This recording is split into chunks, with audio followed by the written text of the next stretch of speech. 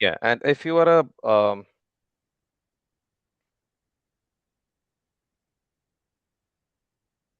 if you're ever planning to do FRM, let me tell you that the uh, because I hold all the three credentials. Uh, so perhaps I'm the right person to tell you that in terms of the depth of curriculum and the rigor of mathematics, or quants as it is known, in FRM that is a few notches higher than that of CFA. I mean, FRM part one, the depth at which quant actually goes into, that is not even fathomed at your undergraduate level, and in sometimes in some cases not even in master's level either. So forget about CFA. I mean, CFA is just only in terms of the subject of quants is much simpler.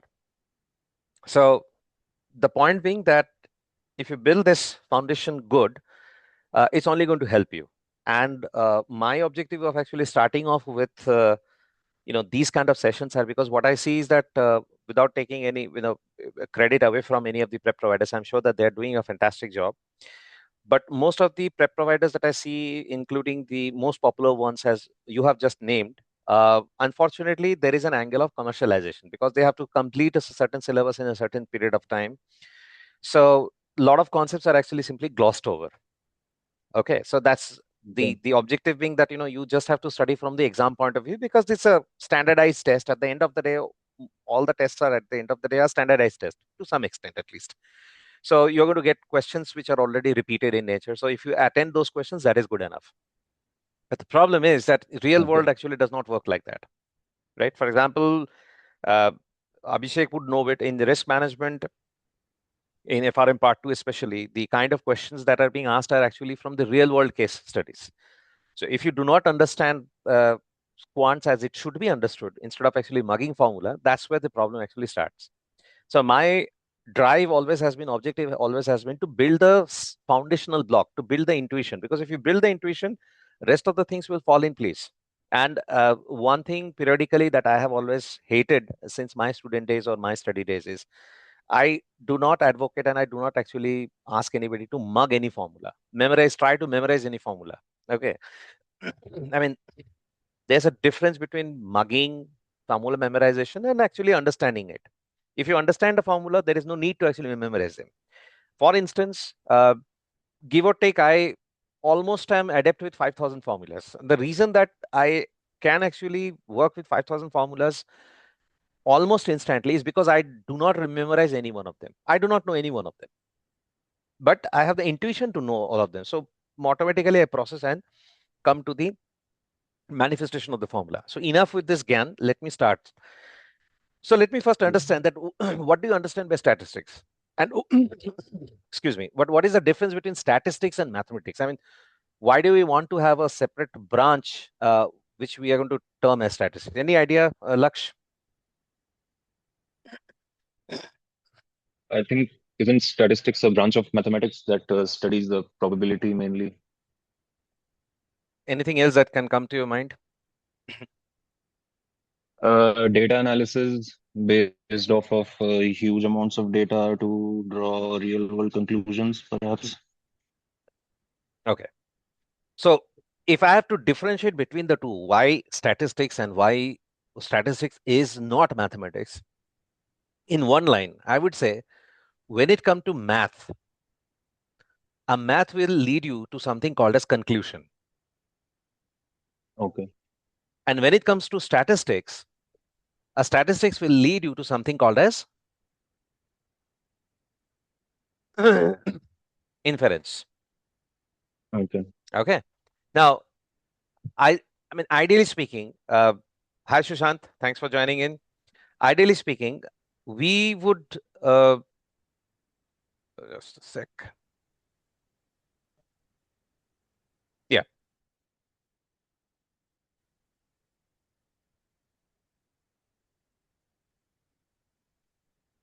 yeah.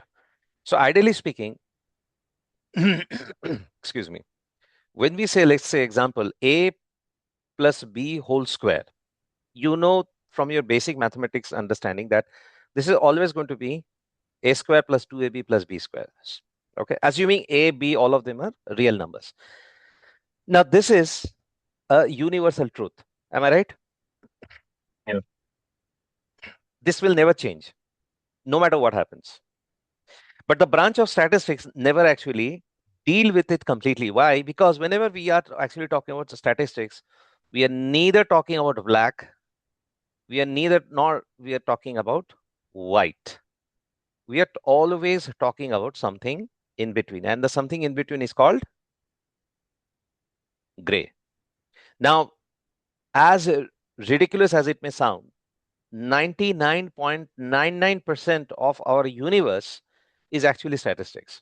I mean, for instance, if I have to tell you, is there an alien species out there? What is going to be your answer? Can you answer me this question? Because whichever way you Uh, answer, yeah, go ahead. Perhaps, maybe. Perhaps maybe. So the point being that whichever way we want to answer, we are both at the same time right and wrong. Yeah. Am I right? So if you Yeah. say that, because there are, billions and billions of planets are there, solar systems are there. I mean, anything and you can think of. Now, among them, there are billions of stars, and billions of stars will have billions of uh, planets circulating them. So if I have to pick up a probability through any complex mathematics that we can think of, so some may say, yes, it is possible, because it is actually seems to be possible, because otherwise, if it is not, then Earth is going to be a serious anomaly, right? It's actually going to be a serious exception in the Yeah. whole world that we can think of. I mean, the whole universe that we can think of, right? So astronomers, physicists, scientists, all of them have their views, and all of them are simultaneously right, and all of them are simultaneously wrong. In the world of mathematics, that can never be the case. But in the world of statistics, that is possible. Why? Because of one simple reason. Whenever somebody says that certain things is possible or not possible, alien lives exist or does not exist, they are actually talking about probability. They are actually talking about probability. I am 99% sure that there exists an alien life. I am 99% sure we are alone. It's never 100%. Since it is never 100%, so there is nothing called as, in an absolute term, there is nothing called as right or wrong. This is what statistics is all about. Okay. Now, to begin with, any statistical tool that we are going to use, we would want them at the end of the day to reach certain conclusion. Why? Because if we are able to reach certain conclusion through the statistical models and the statistical tools that we use, that means our hypothesis, our proposition, our working, that's now 100% correct. Of course, we know that it is just a vision. It can never happen. Because at the end of the day, all that we are going to reach is basically certain inference. Okay. And with, I mean, inference with certain degree of probability, certain degree of chance factor. Okay. So the end goal of any statistical exercise, if we have to think of, that's obviously going to be to converge to mathematics, knowing that it is actually impossible. So what are we left with? Yes, we are left with something called as probability. So our entire life of statistics that we talk about, our entire learning of statistics that we're going to talk about is actually going to be about probability. Now, statistics primarily is segregated in two halves. One is known as the descriptive statistics, and another is called as the inferential statistics. Now, what and how it is so? So it's basically when you have to actually classify a certain data that you already have had historically. Okay, so for example, uh, let's say you had studied in school, then now you are studying in college. So in the school, you would have perhaps 100 friends in a class, 100 friends in a class. In college also, you might have 100 friends in your college as well. So all of their past records, when they are graduated from school to college, all of their past records are already known, right? Some might have actually secured uh, 80% marks in their 12th. Some might have secured 90%. Some might have just barely scraped through. Okay. So based on this, if you wanted to do certain analysis, you would say, well, you know what? The average seems to be by analyzing this 100 data that the 2020 12th standard board result on an average has 87% pass rate. Okay, or an average, I would say, I think analyzing this data, they would have scored somewhere around 68% in their mathematics subject, or perhaps 72% in their accounting subject, right? Why are you doing so? Because you have certain historical anecdotal figures in front of you, though limited to only 100 friends. Though limited to only 100 friends. When we try to typify, when we try to classify, and when we try to describe data in this manner, the ones that are already observable, we use something called as a descriptive statistics. Okay, so that means that this data, they are already happened. It's already in the past. These are historical figures that's there in front of us. And then basis of that, we are making certain inferences. Okay. Now, Okay. if I have to tell you, well, Laksh, tell me that now that you have your 100 friends, you have 100 friends of you, and you know the marks that they have obtained in their plus 12 exam, whether it was mathematics or whether it was accounting, you have them average marks with them, 68% and 72% marks. You already know that you have average marks that you have.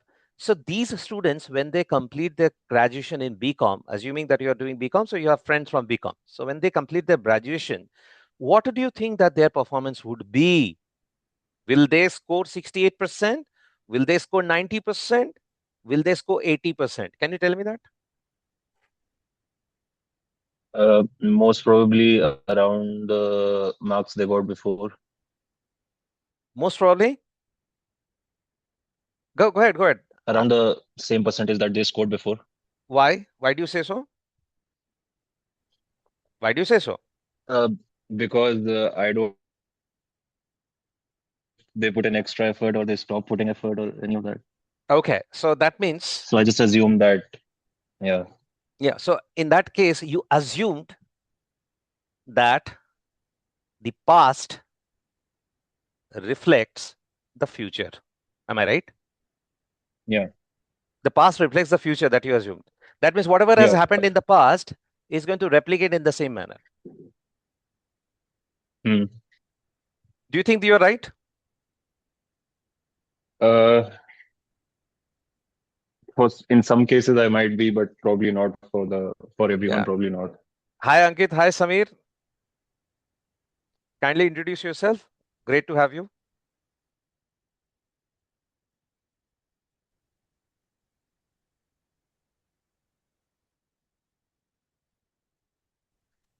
Hello. Yeah. Hi. Yes. Yeah. Hi. My name is Samir. Yeah. Hi, I'm Samir. currently a working professional. Excellent, Samir. Where are you working? I am working in banking sector, Union Bank of India. Oh, that's my dad's bank. My dad Ah, retired from there. Which so city? nice to hear that. Mumbai. Mumbai. And you are into risk management, or you want to get into risk management? I want to get into risk management. Okay. How many years of work ex you have? I've got almost 14 years of experience. That's 12 years, great. sorry.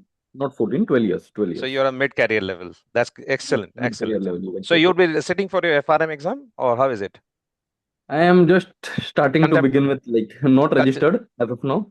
okay. But yeah, I'm planning to pursue this. Great. So you're contemplating. Great. Okay. How about you, Ankit? Hey, hi, Ankit here. Yeah. Hi. Hi, so I'm Ankit Raj. I'm working for HDFC Bank. I'm into Okay. retail credit and I want to get into risk management. Fantastic. We have the room filled with bankers. I also was a banker at one point in time, and so that's Great. great. So fine. We just started off, and I was just explaining the very basic difference between statistics and mathematics. It's not that obviously difficult.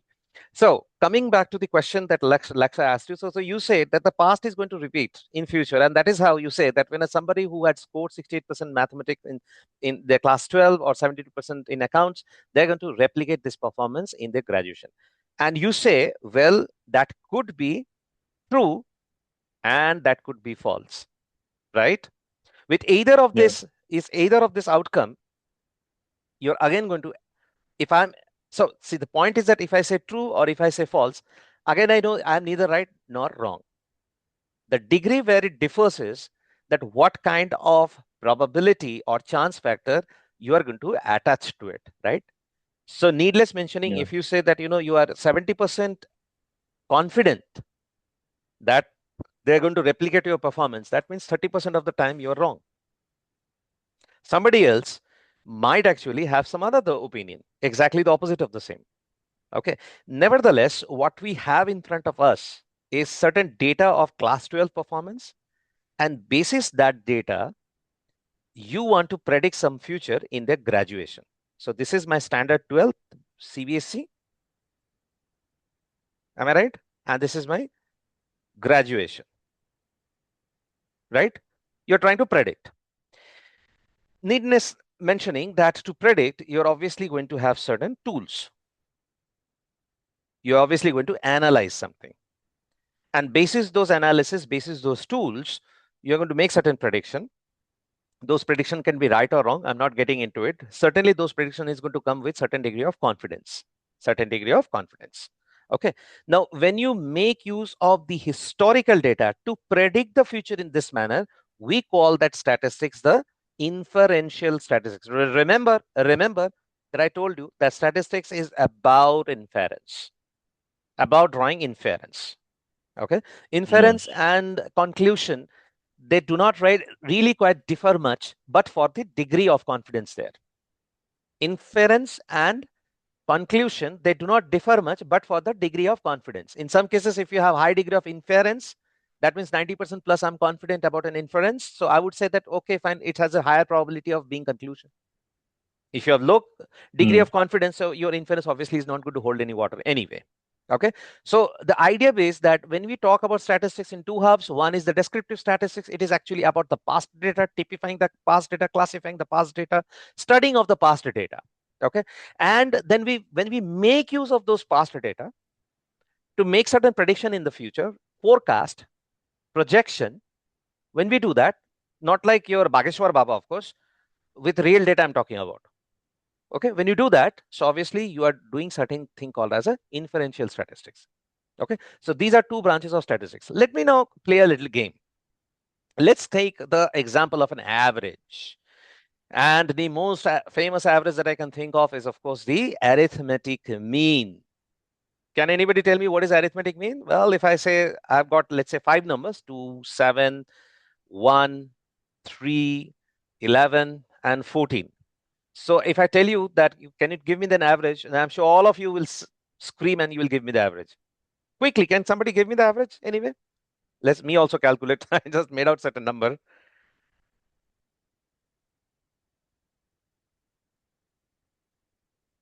What is the average? 9, 10, 13, 24, 24, and it is 38. So it is going to be 7.6. Am I right? All of you are getting 7.6? 30. Oh, I'm getting 6 point something. How many? Okay, so there is 6 data Six points. values, right? Yeah, sorry, 6 values. So it is going to be 6.5. It should be 6.5. 6.33. 6.33, not 5, 6.33. Kindly calculate and see whether I'm correct or not. It should be 6.33. Yeah, it's 6.33. 6.33. All of you got. What kind of average is this?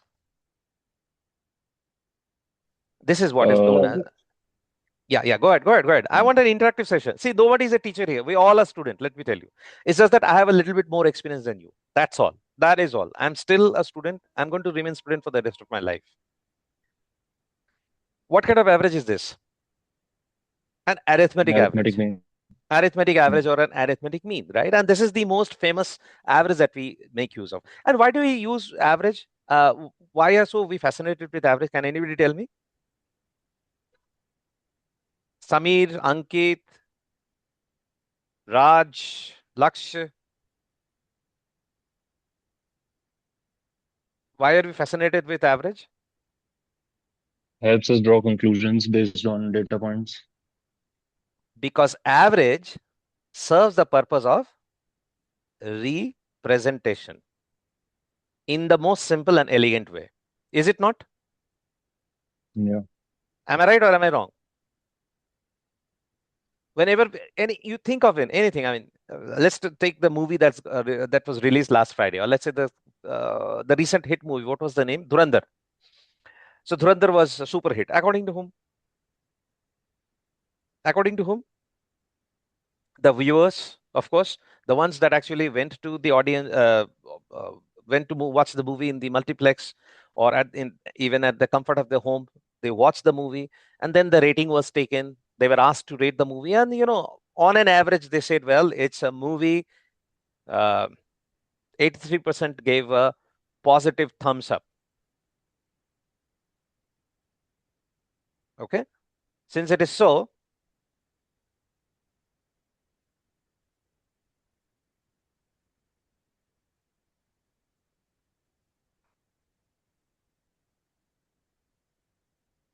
yeah, Ankit, what is your question? Box office collection. Yeah, box office collection. Yes, you're right. So we rate the success of the movie on the basis of box office collection. Well, box office collection is a success or not, that's a different story altogether, but that's just definitely one parameter. Okay, some might have actually given a thumbs down as well, right? That's also typically the case. But then when you say 83% gave in the first, what did you do? Actually, you are drawing an average, right? From a different pool of data that you're doing, you're making an average, and on an average, you see that 83% of the candidates have given it a thumbs up. So this 83% becomes a representation.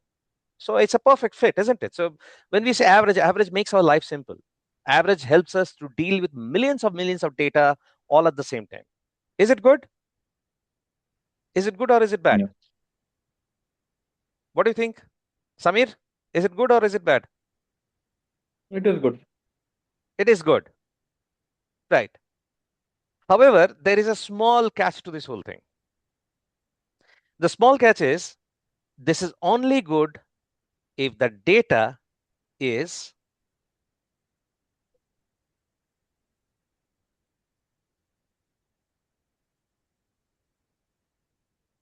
homogeneous in nature. Like, for instance, this one. If you have to pick up the height, the average height is very easy to pick up, and the average is going to be definitely a great representation of this batch. But think about it.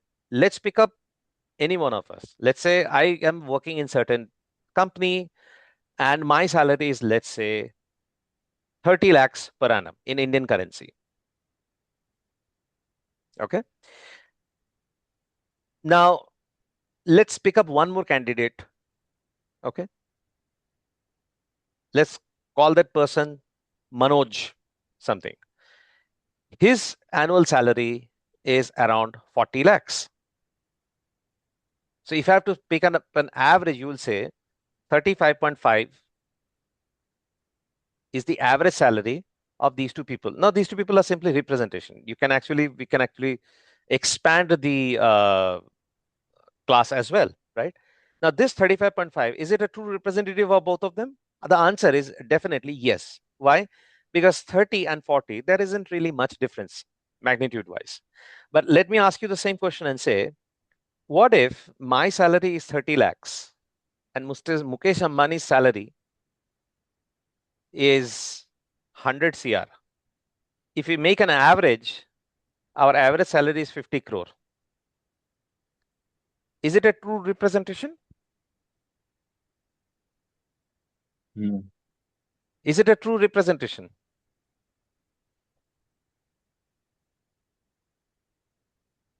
I'm asking a question. Is it a true representation as an average of both the salaries of Abhishek Bal and Mukesh Ambani? No, Why? because they're too far apart. There are two. They're too far apart. In our word, what we will call them? Outliers. Outliers. Okay. So with regard to Mukesh Ambani, I'm a small, no, insignificant outlier. And with regard to me, Mukesh Ambani is a very large, significant outlier. The average of us definitely is never going to be the representative of the class. Right? You can think about this particular example as well. Okay. This particular example as well. The heights when we are talking about this class, average serves the purpose very well. When we are talking about this class, the average definitely does not serve the purpose well. Okay, but make no mistake, average still is required. Okay, now there are a couple of more averages that are actually there and is of much interest to us. For example, if we let's say 2, 4, 8, 16, 32. If I have to tell you if I have to ask you what is the next in line of that particular series, you will say it's very easy. It's going to 64. Where did you come up with this example? Because you know for a fact that there is a certain relationship between each of these data succeedingly. And that relationship is defined by something called as common ratio, which happens to be 2. When data demonstrate these kind of relationship, so in the previous one, no such relationship were required. We simply were bombarded with some data. Those data could be related in some way or the other. We do not know. But definitely no such relationship was required to be had. We did a simple arithmetic average and we went ahead. But when we really have a series like this, then definitely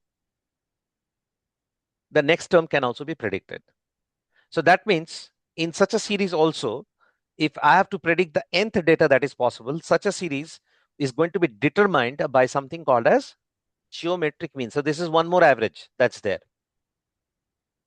This is one more average, geometric mean. Now, there are 3 means that are of much importance. One obviously is starting with arithmetic mean or the simple average that we know of, wherein the data has exponential relationship between the two.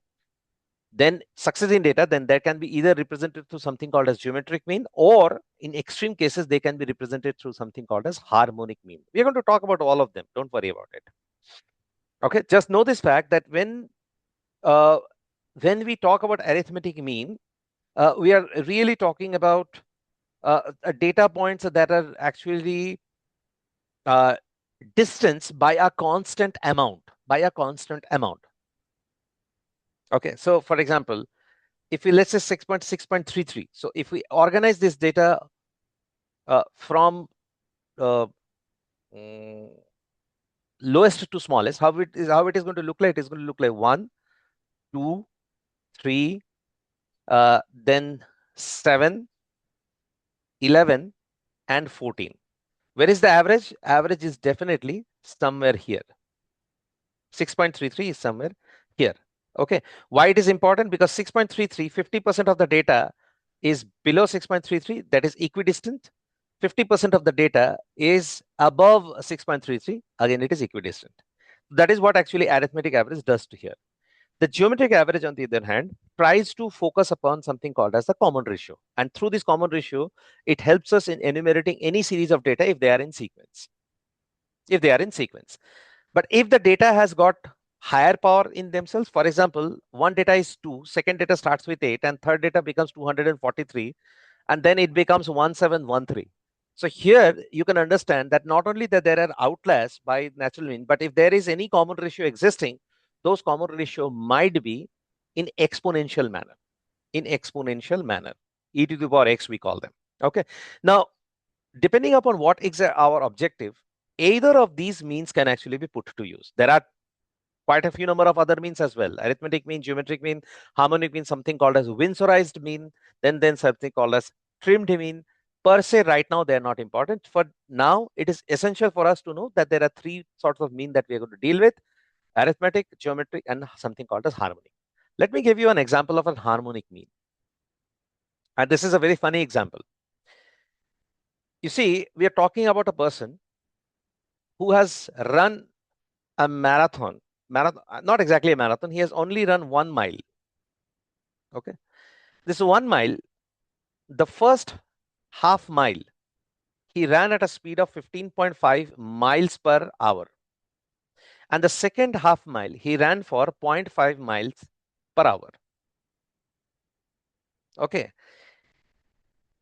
So what is going to be his average speed? Can you tell me? I repeat my question. A distance of 1 mile, you can take it 1 kilometer also, doesn't matter. 1 kilometer, let's say. So first 500 meters, this person ran at the rate of, let's say, 15.5 kilometer. The next 500 meter, he ran for at the speed of 0.5 kilometer, obviously each of them per hour. So I am asking you, what is his average speed? Can you find that out?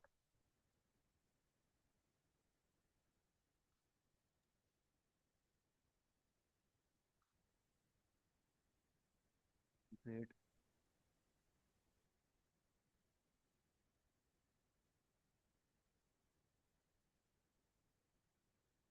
Can you find this out?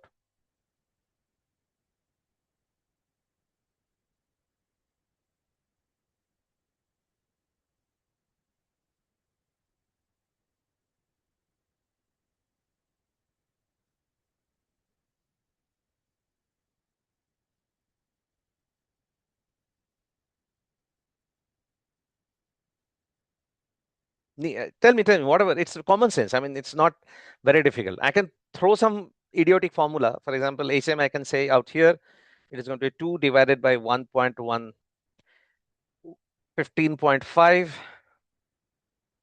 plus 1 by 0.5. And this is actually your answer. But this is really not the way to learn. This is some idiotic formula. Can I find out the average speed of that person? What is speed?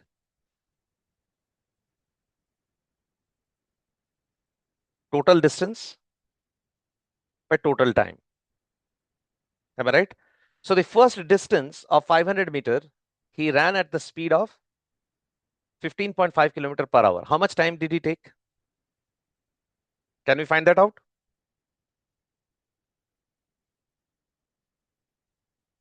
Can we find that out?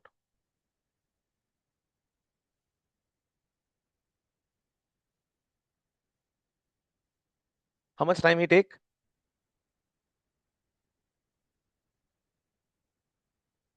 $500 at the rate of 15.5 kilometer hour. This speed he has ran. How much time is he going to take?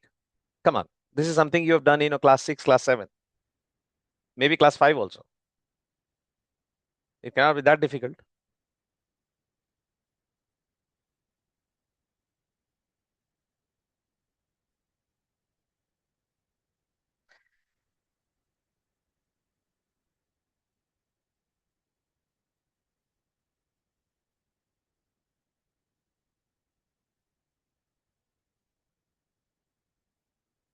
How much is it going to be?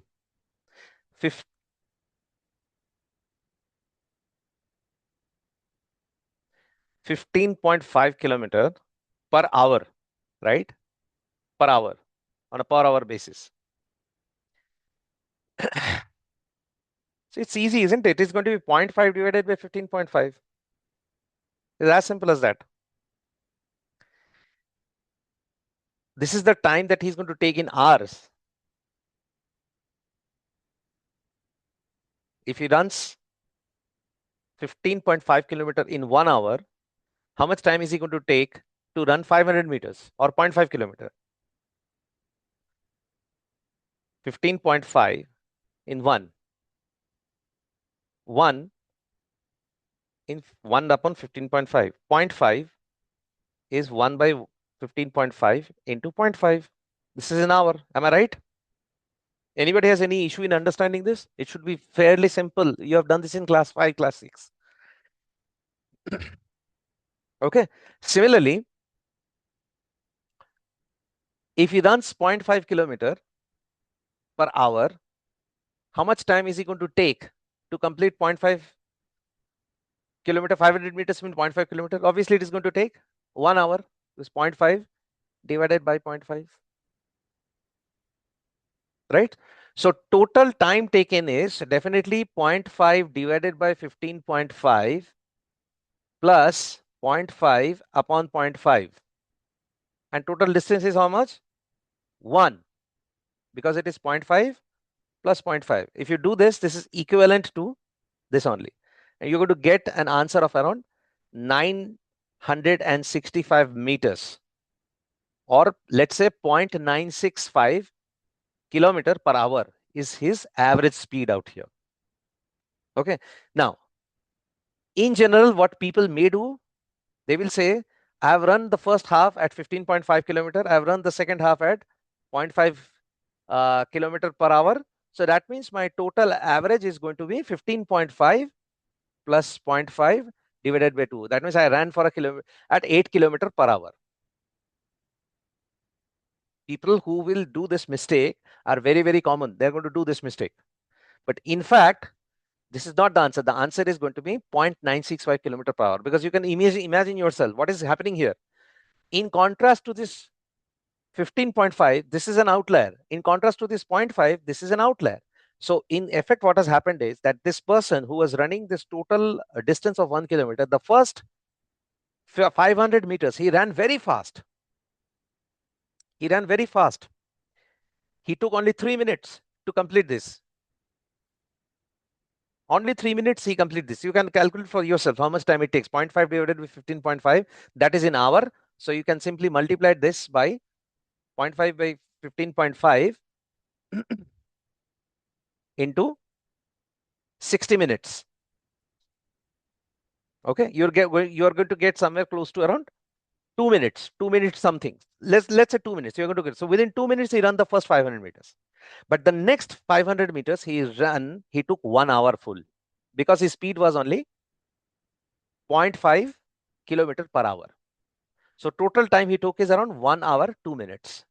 If it takes 1 hour 2 minutes to complete this, his speed becomes then 1 divided by 1 hour 2 minutes. 1 hour 2 minutes, whatever that fraction is. That fraction is going to give you a value of around 965 meters per hour. Now the way we calculate it is basically what is known as harmonic mean. Now, why and where harmonic mean is required or is used for, let me take you the whiteboard and let me explain it to you. Before that, let me give you also a small example, a small relationship. There is a relationship between arithmetic mean,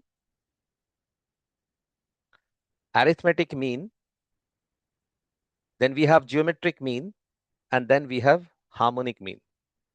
And the relationship is harmonic mean is always less than geometric mean, which in turn is always less than equal to arithmetic mean. We are going to prove this, don't worry.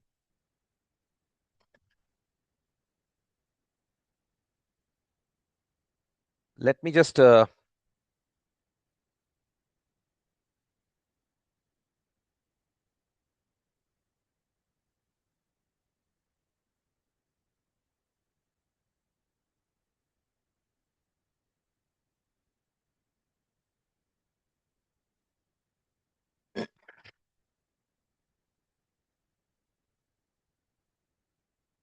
just a second. I think let me take you directly to the spreadsheet. I think that should be better.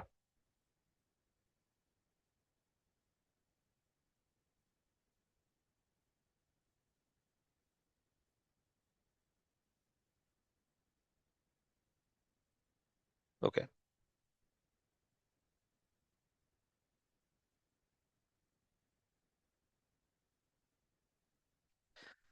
So let's just pick up any number. Okay. Give me a number. Let's say I'm going to pick up I'm just making certain number in between. Let's say I'm picking a number between 10 and 50. And let's say I'm going to pick up 10 such values.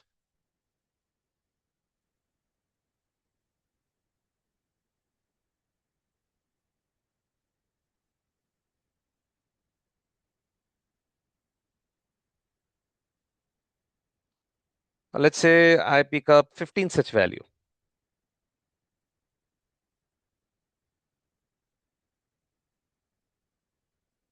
Great. So I have now 15 values in front of me. Okay. Is my screen visible to all of you? Can you tell me, please? I've opened a spreadsheet. Is it visible to all of you? Hello? Yes, it's Hello. visible. It's Okay, visible. it's visible. So let me first try and figure out the different averages. Okay. So we say different averages.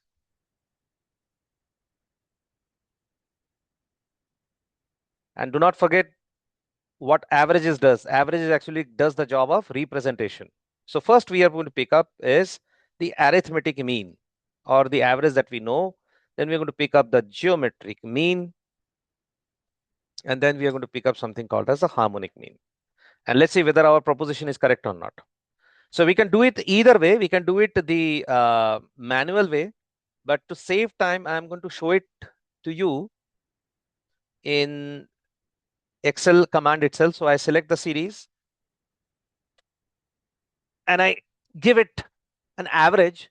When I give the command of average, it throws me the arithmetic average. The same thing if I say geometric, I say geo mean, and I select the same number. So I'm going to get an average of HM. And then here also, if I say the harmonic mean,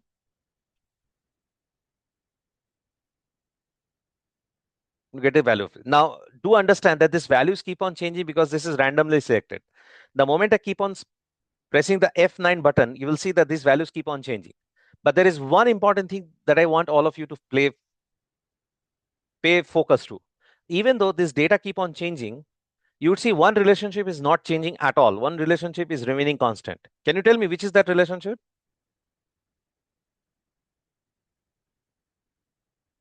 Can you tell me which is that relationship?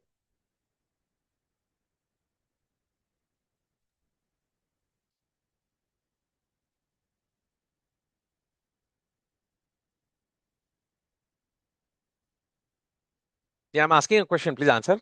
Can you tell me which is that relationship that does not change? Can you hear me? Yeah, I can hear you. Tell me. Yeah, they're in decreasing order from arithmetic to geometric and to harmonic. That means the arithmetic mean is always the greatest one, followed by the geometric mean, followed by the harmonic mean. Am I right? Mm, Am I right? Yeah. No matter how many times the data are changed, this relationship does not change because these are random data. So I could not have made these numbers. These are randomly selected numbers. But everywhere, the relationship still holds good. Okay. Now, why is it so? So please understand one particular theory. The theory is that whenever you have data in front of you, if I arrange the data in a certain order, for example, if I arrange them from smallest to largest, if I arrange them in this way, okay, the arithmetic mean is obviously going to take all the values into consideration. Okay, and it will give equal weightage to each of this value. What is meant by weight, I'll come to it later on. But please understand, across all the observations, all the data that are there, the arithmetic mean is going to give equal weight to all of them. But when it comes to harmonic mean, in harmonic mean, what happens is that harmonic mean systematically cuts through or negates the outlier effect. The outlier effect, the harmonic mean will always try to neutralize. Why? Because please understand, as I was mentioning, giving two people salary and then saying what is the average is very easy.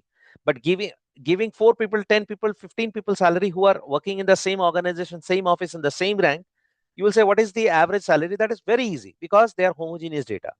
But giving an industrialist annual income and comparing it as putting this as an average with a common man's salary definitely is a misrepresentation, because with respect to each other, they are going to be definitely outlier. Okay. In such case, if you use the arithmetic average, then you are actually misrepresenting. However, since we deal in case of statistics, we deal of multitude of data. So depending upon the characteristics of data, depending upon how many outliers are there, depending upon how the outliers might affect the data, it is prudent approach to use harmonic mean instead of arithmetic mean. Why? Because harmonic mean systematically negates the outlier effect. You will say, how is that possible? Remember, I told you, I first proved you the average speed wala problem. And now I gave you the formula of harmonic mean also. Harmonic mean is a formula like this.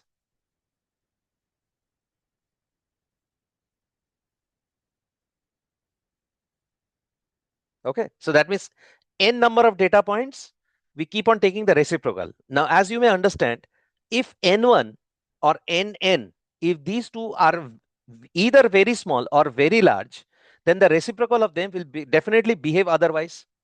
For instance, if I have to tell you which one is greater, 1/2 is greater or 1/333 is greater, which one is greater? This one is greater. I'm sure you would know this. Am I right? Yeah. Am I right? Am I right? Okay. So in case of arithmetic mean, what happens? Arithmetic mean is going to give equal weightage to both 2 and 33. But when it comes to harmonic mean, it is not going to do so. It is going to systematically negate this data. it is going to lessen this importance, because 1 by 33 is definitely much lesser than 1 by 2. Okay, so when, see the beauty, now I know that your text will not explain this, neither GARP nor CFA, they will explain this. But as a potential risk manager tomorrow, the world is of data. Okay, whenever we deal with data, as a prudent mathematician or a prudent statistician, one look at the data and you will already visualize that what kind of mean is going to be the best representative of this data, whether it is arithmetic mean, which is the one, that means data is homogeneous in nature, or it should be harmonic mean, wherein there is too much heterogeneity and too many outliers are there. So those outliers, we have only two choices. Either we should trim those outliers. That means we should systematically, if we believe that some data are really very small or some data are really very big as compared to the rest of the mass, then what we should do is we should systematically exclude or eliminate those data points. Okay, this is one choice. When you do this and only calculate the rest of the data and take a simple average, we call that mean as a Winsorized mean, or sometimes it is also known as trimmed mean. Okay, but when you take the effect of the outlier also, but you want to stabilize or normalize the effect of the outlier, we use something called as harmonic mean. And geometric mean is wherein in between wherever we are getting the data set. That means there are not too many outliers. There is a degree of homogeneity is less, yet the degree of heterogeneity is not very much. That is the point that you should take care of something called as the geometric mean. And this relationship will hold every time. The arithmetic mean is always going to be the greatest because it is affected by the outliers. The harmonic mean is always going to be the least because it is least affected by the outliers. Geometric mean is always going to fall in between. Is this portion clear to all of you? Anybody has any doubt? Okay, great. That sounds just about great. All right. So we now have got a good idea about different kind of means that we are going to work with. All right. Now, next portion. What about the data? So you would have heard that something called as random data, which is also sometimes known as normal data. And then we have something called as non-normal data. Can somebody tell me something about it? What do we understand by random data, non-normal data, normal data? Any idea? Anybody?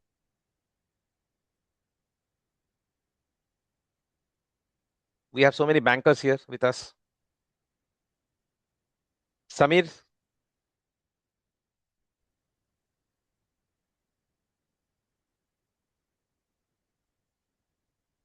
Why don't you give it a shot? What is meant by random data? What is meant by normal data? Any idea?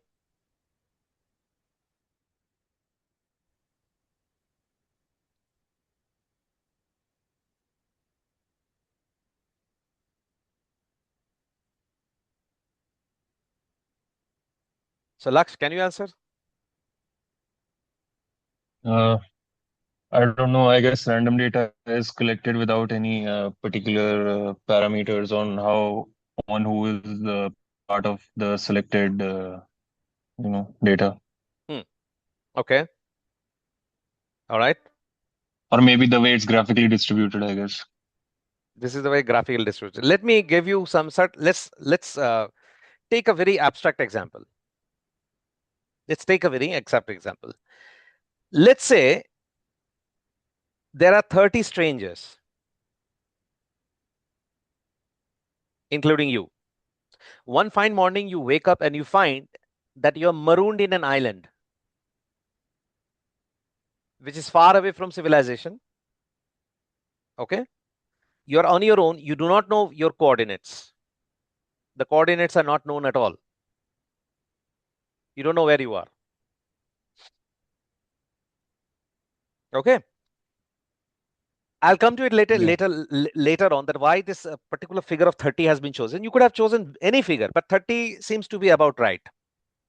Any figure above 30, more than welcome. Any figure less than 30, well, a little bit of problem.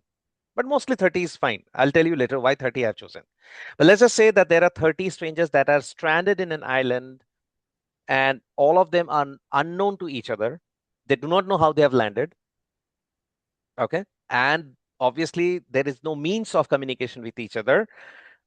There's no cell phone tower. There is no sign of any ship, any vessel going by, and you would not know where you are. Okay. So what is the first thing that you should be thinking of? How to escape. Am I right? Yeah. Now, in order to escape this island and go back to civilization, you would definitely, what you will do, you will start to interact. Right? You're going to ask the next stranger, the same stranger whom you would not have interacted if you were in a flight or you were in a bus. You're not going to ask his name. And you're going to ask a very silly question. What is that silly question? Tell me, Samir, what should be that silly question? How are we planning to escape and how far is this civilization? So the first question you will ask is that, hey, how did we arrive here? Right? Yeah. Any idea how did we arrive here? That's the first question, right? Yeah. How did we arrive here? And then how can we escape from here? And this question, each and every person is going to ask the person next to them. Right? Each and every person is going to ask the person next to them. Evidently, and tell me if this is true or not. Evidently, you will see that there is going to be one, I mean, different people are going to obviously have different opinion and their way of actually interpreting the whole situation. Some may be completely traumatized. Some might be extremely nervous. So some may not understand that this is no longer, I mean, this is reality. It's not fantasy or this is not a nightmare. But then at the end of the day, what will happen is that people are going to gather around and then they're going to form an opinion. And from that opinion, there will emerge a popular opinion. I do not know what is the popular opinion because frankly, I have not experienced such a situation like this. So I do not know how to actually get rescued from a stranded maroon island. But definitely some sort of opinion will be built up. Am I right? And in that popular opinion, you will see that somebody's view is becoming actually the central point of a solution. One particular person or maybe two maximum, but his or her solution is going to be the central point of acceptance, agreement, consensus. You will see that. Okay. While at the same time, you will see that some of the strangers on that island, they might be having some radically opposite view. And these are the same persons who may not agree with the popular opinion of the leader. Let's call him the leader whose opinion is actually most valued. Okay, they may not agree with that person, but they know that the strength lies in number. And if they were to escape this island in one piece, they ought to stick together. Is this a fair outcome, likely outcome in this situation? I want an honest answer from all of you. Is this a fairly likely situation or not? Could you please repeat your question? My question is that in the quest of how to actually escape this island and reach civilization, people will have and form opinions. People are going to discuss among themselves and they're going to form opinion. Of those opinions that emerge, you will see eventually one or two opinion will be the most popular opinion. Yeah. Okay.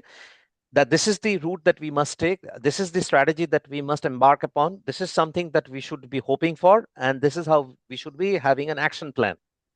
This is exactly how we should proceed if we desire to go back to civilization and be rescued. Maybe hoist a flag, maybe lit a fire. I do not know. Maybe shout out of their lungs. Obviously, that's not going to be practically possible, of course. But then hoisting a white flag or maybe lighting up a fire, that seems to be a good opinion to attract attention of any passing by ship or vessel. That could be the popular opinion. I'm saying that there is, out of this 30 strangers who are going to discuss among themselves, there is going to emerge a popular opinion to which most of the people are going to agree and adhere to. Am I right in my understanding or not? Yes. Yeah. Okay. And at the same time, in this group, it is likely that some of them, maybe two of them or four of them, are going to be the one who will have a strong disagreement with the popular opinion, whatever that popular opinion be. They might say, okay, okay, please don't shout like this or light the fire because that might attract the cannibals out here.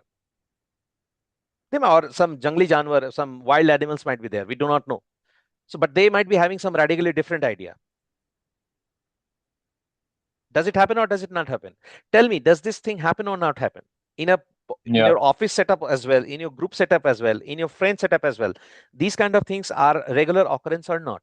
You decide on something, a popular opinion emerges, and most of the people actually stick to that popular opinion, while rest of them, few of them may not agree. But the ones who are not agreeing are not ready to leave the group.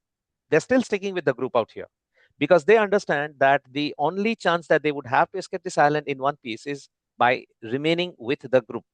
The strength lies in number. Is this a normal outcome or not in this situation? I'm asking this question to all of you. Yeah, it's normal. It's normal. Samir, do you also agree to this? Yeah, I do agree. Okay. Now the reason is that why I tell this is I clearly said 30 strangers. Why I said 30 strangers? Why did I not say 30 friends? Can anybody tell me why did I not say 30 friends or 30 members from an extended family, relatives? Why did not I say that? Any idea? Because trust would vary between friends and strangers. Not exactly. There is no question of trust or not trust. Any other idea?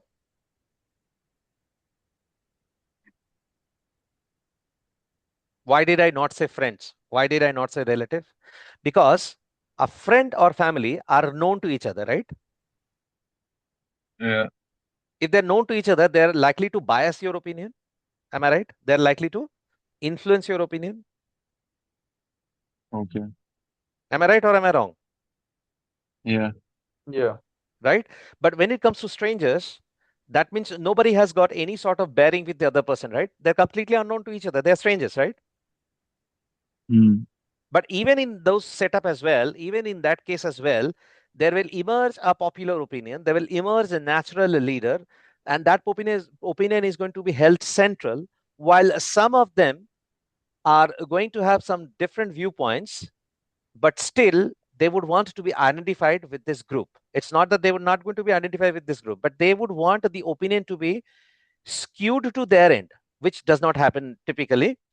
But the opinion that is held most logically is the one that actually gets the most votes, right? Am I right? How to escape that island? Yeah. Okay. So what did I say? 30 strangers, 30 strangers having 30 random views. 30 random views means 30 random numbers. Why did I say random numbers? Because there is no pattern.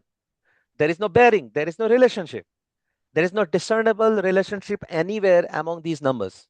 And when this happens, still we get this kind of shape wherein a popular opinion is being formed, and still there are certain outliers, and these outliers have some different view, but at the same time do not want to be not part of this group. This is what is called as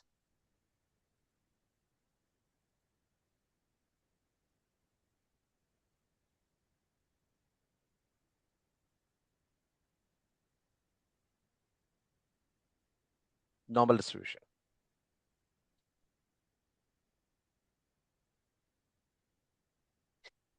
Without using the M of mathematics or S of statistics, I just laid in front of all of you what is the essence and the tenet behind the normal distribution. हमने बहुत बार सुना है that this is normal distribution, etc. But what exactly is why the normal distribution looks like a normal distribution? This is the qualitative reason for the same.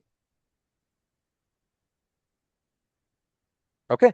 Now, whether they actually are able to escape the island or not, we do not know. That's obviously a foresight. But we know for a fact that the maximum vote that is going to get is the central value out here, right? Is the central value out here. If these were random numbers, then you would have said, but this seems to be something close to the arithmetic mean also. Why? Because 50% of the data is on the plus side of the arithmetic mean. 50% of the data is on the minus sign of the arithmetic mean, left side of the arithmetic mean. This is what is random data. Okay. On the other hand, whenever we say that we do not have random data, that means we have something called as non-normal distribution. Now, why non-normal distribution? Just think of it. Just think of the same example.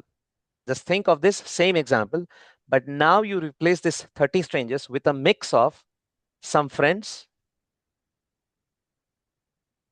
right? Some family members, that means my relative, and some strangers. Now, in this particular situation, escaping the island actually may take a backseat. What would matter here is who is able to pull their opinion the most. Am I right? Does this happen or not? Tell me, does this happen or not? Yeah. When this happens, even if the outcome may be erroneous, even if the outcome is not the most suitable, we are going to encounter something called as a skewed distribution. The distribution may actually be negatively skewed or positively skewed. Don't worry about the mathematics. Those are idiotic, stupid things anyway. We're going to discuss about them.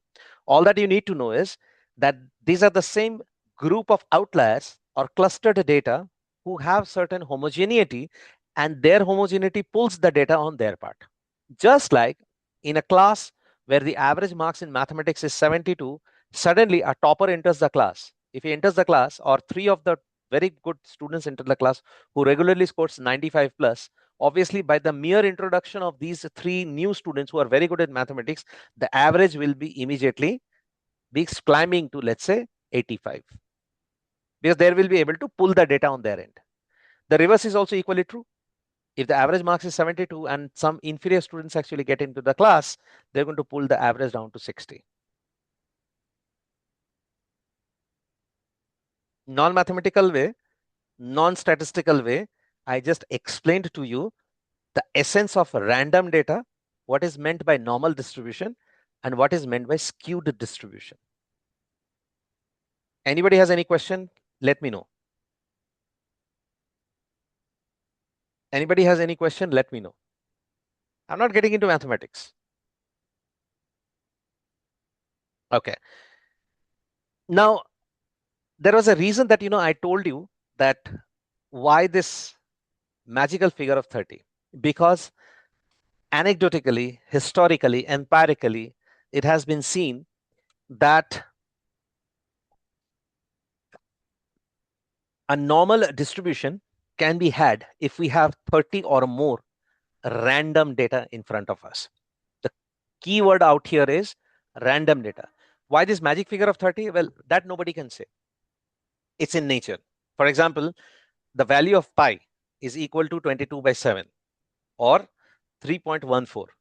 Now, this 3.14 is not a figure which is just made out of thin air. You might be surprised to know that on an average, if you take out the diameter and the petal of any flower on an average, the ratio is 3.4. This is on an average. Are you aware of this phenomenon? Are you aware of this phenomenon? How many of you know this? No. Okay. This is the beauty of nature. Similarly, it has been seen the 30 or more number of random data will form something called as central distribution, or they're going to form something called as normal distribution. And why normal distribution is important for us? Because if we have normal distribution, then we can make prediction with a confidence interval of 99.9%. That means we can make the prediction of any data point. We can make prediction of any data point with an accuracy of almost 99.9%. That is why random data is important. That is why the number 30 is important. Now, your next question should be that what about non-normal data? Simple. If it is non-normal, then definitely that data is patterned. Think about it, what's going on. Because there are only three possibilities. If the data is not normal, then it could be skewed data. That means either it would be a positively skewed data like this one, or it would be negatively skewed data like this one. In either of these cases, whether it is positively skewed or negatively skewed, in either of these cases, we just need to find the pattern. If we are able to find the pattern, then we can make the prediction. There also forecasting is possible. Definitely it is possible. Okay.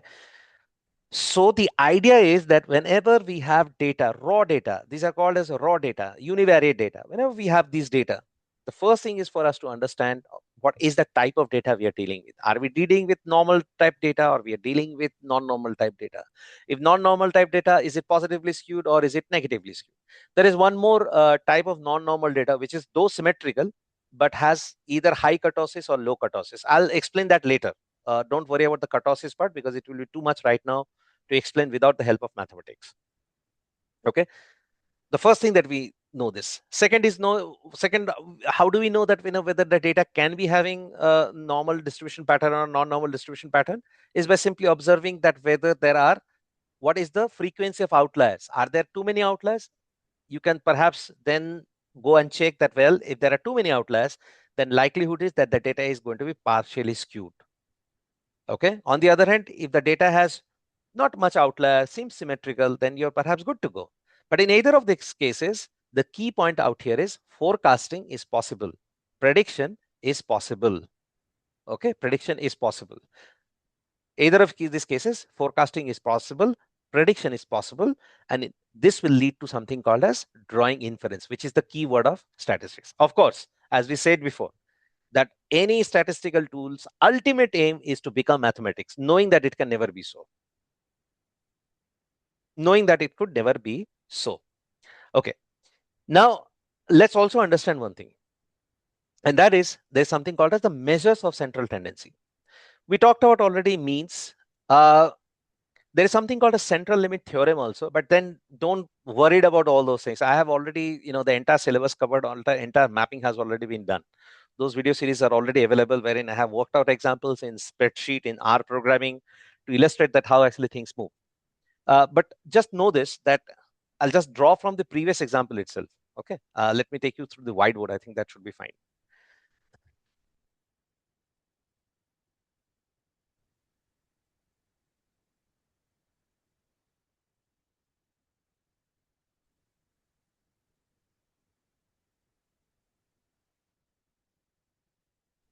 Okay, so is my whiteboard in front, visible in front of you? Can anybody? Yeah. Okay. Fine. Yes. So we already talked about, say, let's say normal distribution. Okay. Now, let me tell you what is meant by central limit theorem. Okay, and it's very easy. You see, you're going to come across these jargons in your textbooks, whether you're appearing for a FRM or CFA exam, and half of the people, believe me, by the jargons, terminologies, and seeing those astronomical, those out of alien expressions in the book itself, they get intimidated. And the moment they get intimidated, they give up. They try to say, okay, sir ne bola hai, formula mug up karo, let's mug up formula, practice a few months, we'll understand. You'll never understand that way. I can assure you of this. Let's understand central limit theory. Remember, we talked about those strangers marooned in that island. Marooned in that island. Okay. So we have, let's say, we were talking about 30 strangers. Okay. Now let's expand that example a little bit more. So initially, with those 30 strangers marooned in that island, we ultimately formed a popular opinion distribution, and that curve looked like the bell curve, something which we have heard of, etc., etc. Okay. Suddenly you see a group of another 10 strangers emerging out of nowhere. Another 10 strangers emerging out of nowhere. And obviously, there is going to be another interaction between these first set of strangers and the second set of strangers. They're going to interact. And what is this the second strand of the first set of strangers? What are they going to tell this second set of strangers? Well, look, boss, we know uh, that we all are stranded out here in this island, marooned. Nobody's coming to rescue us, but this is the plan that we have hatched. And why we have hatched? Because we have discussed among ourselves, and we believe that this is the way. This is the only way that's possible. That if there is any possibility for us to survive, this is the only way to survive. Okay. What do you think is going to happen with this 10? Are they going to align? They are going to oppose? They would want to join them, or they would say, no, no, no, you walk your way, let us walk our way. Which of these 4 alternatives is true?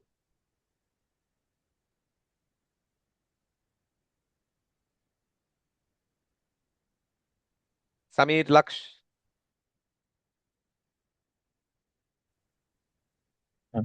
They might join them because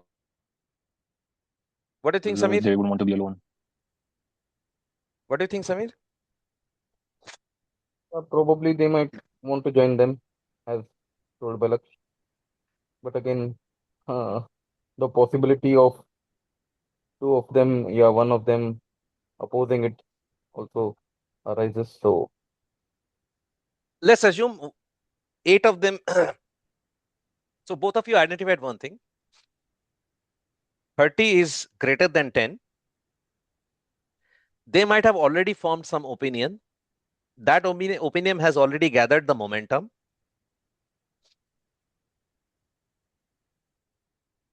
Okay. That's being logically explained to these 10 people. Unless these 10 strangers, because remember, this group of 10 strangers were also strangers to each other before they found the first group of strangers. Okay. So unless these strangers themselves have previous experience of being marooned and stranded and left by their spouses, obviously they would want to align, right? That's what's going to happen, because they also understand the same thing, that the strength lies in the number out here, and they have to escape. They should join the bigger group, and the dictum seems correct. And it is also equally true that 2 of them might oppose out of this 8, out of this 10, but 8 will still try to 8 will still try to, what will happen? They will try to align with the central view. 8 will try to align with the central view. So now what happens? Out of 30, if previously 26 aligned with the central view and 4 were opposing, now we have out of 40, 34 aligning with the central view and 6 opposing. Am I right? Yeah. 6 opposing. Okay. So that means this addition of this 10 is only going to bolster and strengthen this central view all the more. Am I right? Yeah. Yes. Am I right, Samir? yes, Am I right? yes, Exactly. And that is what your central limit theorem is all about.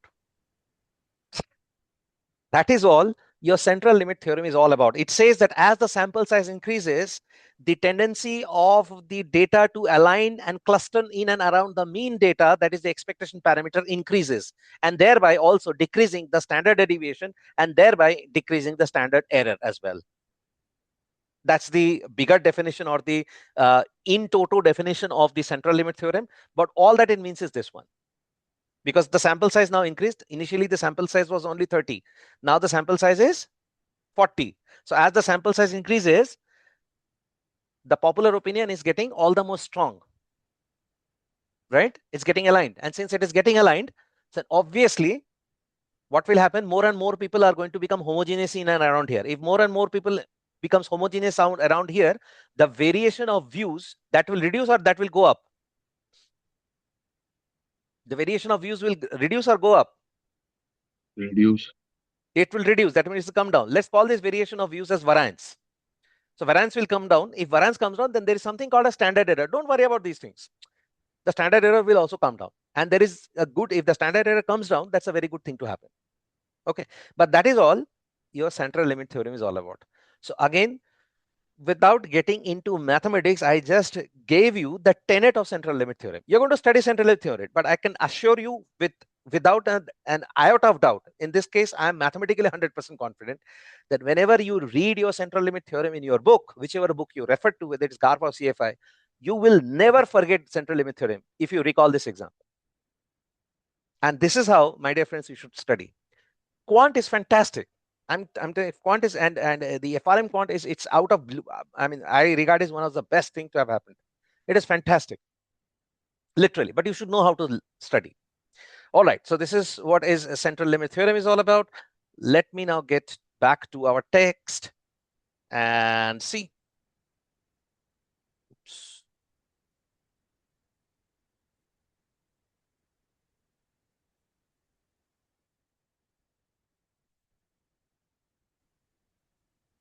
All right. All right, so there are a few more things of importance to us, as now we are getting into the gradually we are getting into the thick and thin of statistics. So there are a few more things that we need to understand. We talked about the mean, right? And we talked about different kinds of mean, AM, GM, HM, etc. Now there are two more first moments. These are called moments. So there are about 1, 2, 3. There are 3 moments that are of 4 moments. There are 4 moments of importance. The first moment is that of mean. And within mean also, we talked about different means, AM, then we had a GM, then we have HM. Okay, and these are all variations. And then also there is something called as median, and then there is something called as mode. Any idea what are these two figures? Any idea? Anybody has any idea what is these two figures? So mode is the most frequently occurring value, and median is the central value. Yes, but why they are important? Why they are important? Uh, I mean, mode gives us the most uh, frequently occurring incident or whatever, and median because if the data is ordered, then we also get a good idea about the other data points that either lie on the left or the right of the median. Yes, Samir, any idea what would be your view?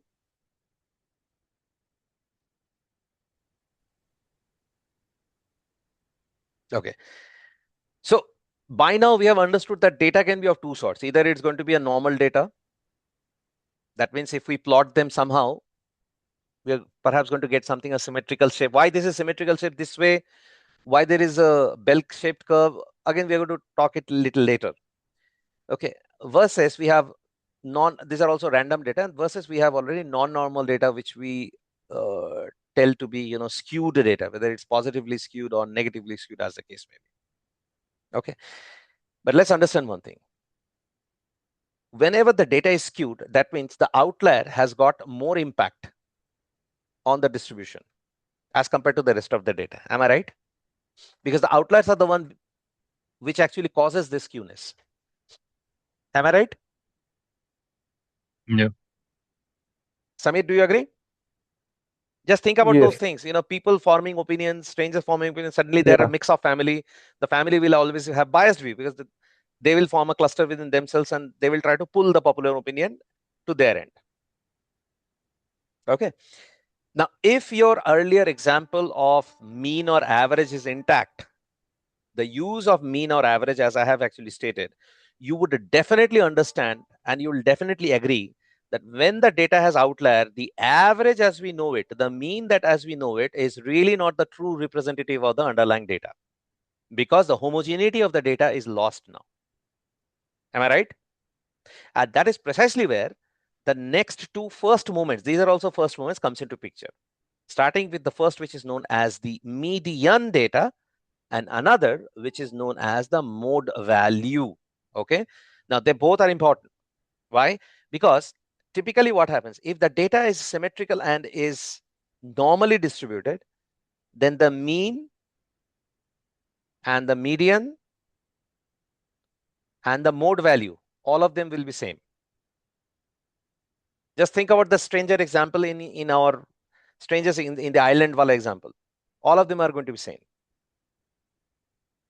Okay. But if there is an outlier, the outlier will try to influence the data on their end. They will try to pull the data on their end. Now, depending upon which outlier, which views, negative views or positive views, which views become stronger, accordingly, there is going to be difference between these two values, these three values. For example, if the data, let's just extend the same example of the Maroon Isle, the strangers in the island. So let's say on the positive side, we say the outlier people are the ones who are very aggressive in nature, and because of their natural aggression, they say we will swim, we are going to catch fish, and we are going to explore the island, build things for ourselves, will make this island habitable, blah blah. They are very aggressive in nature. Okay. And this is the positive side, and the negative sides are the ones who are very timid in nature. They are the ones who say, well, keep on lie low, ration your water, ration your food, hope that, pray to God, hope that some miracle happens, some ship passes by, and we are actually rescued from this island. Okay. Both of these, of course, we know are really not an ideal situation. But depending upon if this is a normal distribution, these two outliers will have minimal impact on the rest of the views. But if the outliers somehow get bolstered because of some of the people joining them, depending upon whether which kind of outliers become stronger, the data will either be positively skewed or will be negatively skewed. If it is positively skewed like this, then in that case, what happens? The mean will be biggest, will be greater than the median, will be greater than the mode value. Okay. And similarly, if they are negatively skewed, then in that case, the mean will be smaller than the median, will be smaller than the mode value. This is the characteristic of the data. Okay. Now, a few things that we need to understand. In any given raw data, whichever data you pick up, the physical presence of mean may be there, may not be there. The physical presence of median may be there, may not be there. But mode is one thing which will always be present. If the mode is not there, then it will say, the data itself will say there is no mode. What is the meaning of mode? Mode means basically in a given data, let's say I give you a data 2, 3, 6, 6, 8, 9, 6. So you know for a fact that 6 happens to be the mode because the frequency of occurrence of 6 is the maximum. Okay.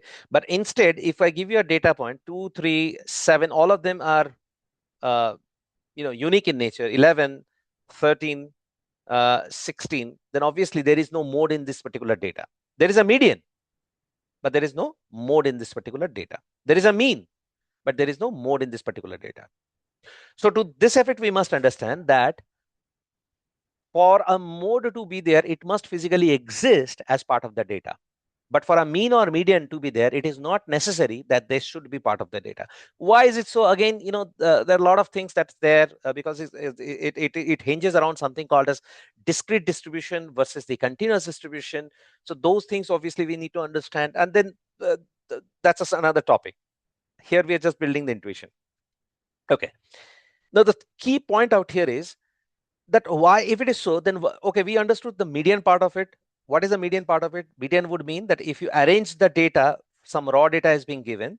If you arrange the data in a particular order, let's say you arrange the data in an ascending order, okay, or you are arranging the data in a descending order, whichever order you are ordering, then the data that occurs exactly at the midpoint of the distribution is what is known as the median data. Okay. Now, as said before, mean or median may or may not be physically present in a data series, but mode has to be physically present. Otherwise, data will not be there. So the question out here is, if that is so, then why and what is the purpose of mode to be there? Well, the first and foremost thing that you need to understand is that mode helps in qualifying a data without getting into the mathematics. For example, for instance, let's say there is a cricket match that is going on. Let's say there is a cricket match that is going on. Okay. Now, I'm not going to say, let's say this cricket match is happening somewhere in England. I'm not going to tell you which two countries are playing. I'm not going to tell you which two countries are playing. Okay. Suddenly, the batsman hits for a six. The batsman hits for a six. What happens to the audience? What happens to the audience? Please answer me.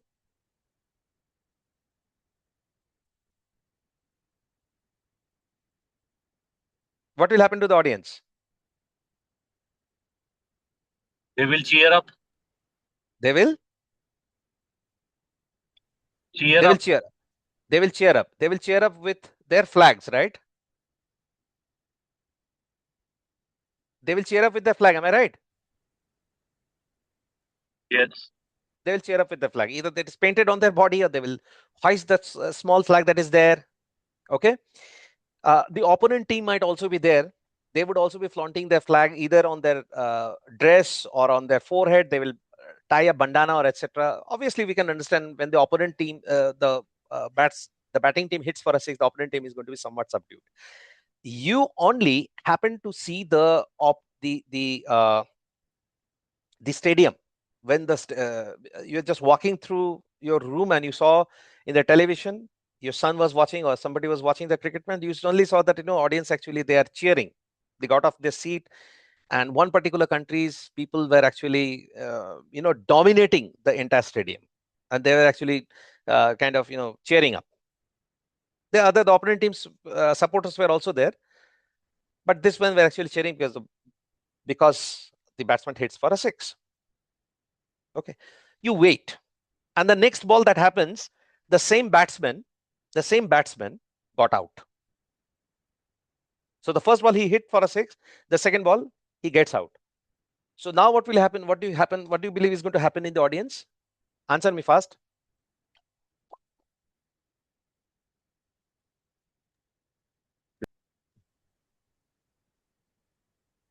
Answer me fast.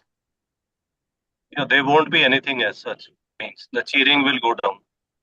Cheering will go down for the ones who were batting, but the ones who had actually bowled, their flags are also obviously going to go up, na? Yeah. Yes. Right?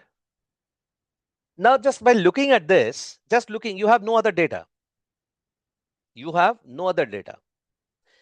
Just by looking at this, can you tell me which team's supporters are the most? Which team? Which team's supporters are the most there in the stadium? The batting team or the bowling team? Well, the louder cheer when the batsman hit a six, if the cheer was louder than the batting team, and if he got bowled and the cheer was louder than the bowling team. Fantastic answer. Fantastic answer. Lux gave absolutely the correct answer. Did you count?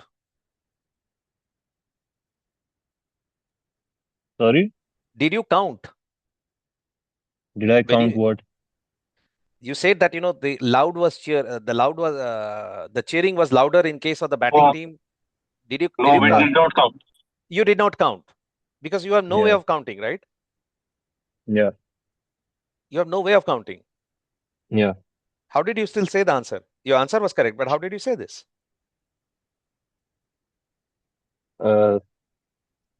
I don't know. Just the voice. If the voice is louder, then You getting the answer now? It is because of this.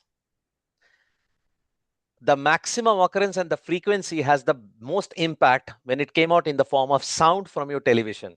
In other words, mode is one characteristic of the data which actually tells you the data distribution without even getting into the mathematics. You did not count how many supporters were there. You did not count how many had holding flags. You did not count what was the capacity of that stadium. Hell, you did not even know what was the distribution between the batting team and the bowling team. All that was there was that the first ball was hit for a 6, and you heard, people were clapping and ho ho cheering, etc. That sound came to your ears. And the next ball he got out, again that sound came to ears.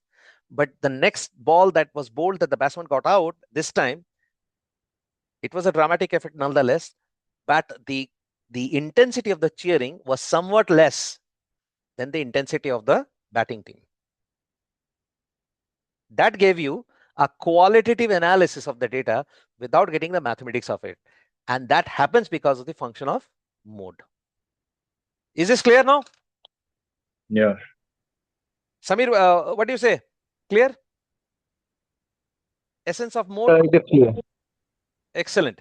So what we'll do is that we'll again take a quick tour to an Excel sheet and just play with along. That's it.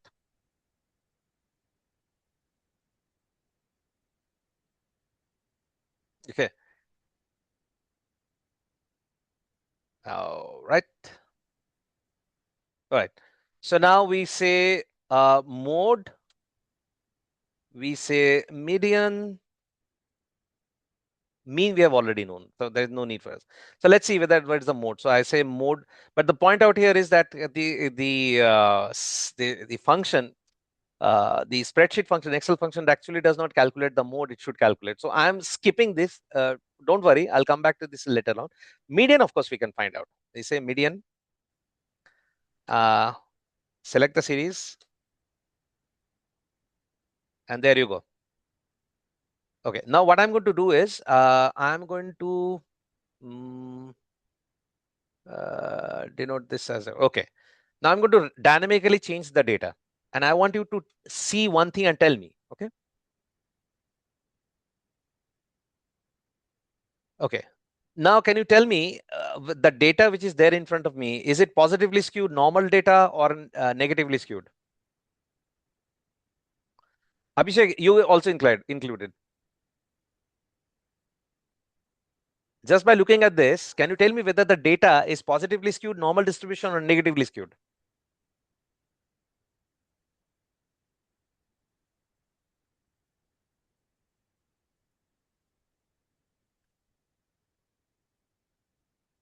Laksh? Sorry, I don't remember what the relationship was between median and mean which one would be greater in case of Okay, positive okay. No problem, no negative. problem. So when it is positively skewed, then it is positively skewed data. When it is positively skewed data, then the mean value is greater than the median value, which in turn is greater than the mode value.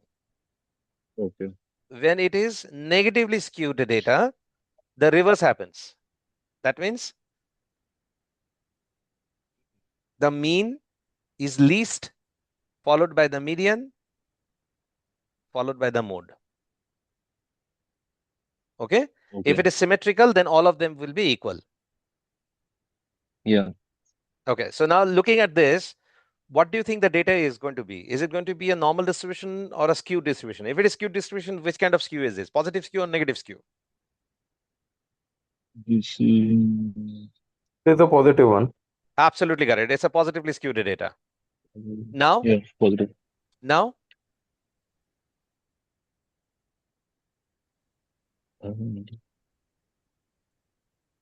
Now? It is a even. You can call it even or We don't call it even. We call it normal. This is a normal distribution. normal. Normal distribution. Okay, this is normal. See how beautiful this is. How interesting this is. I just took 15 observations out here, and I'm playing with this 15 observation to drive home a point which others try to explain through complex mathematics. It is not. It's very easy, very fun to do it.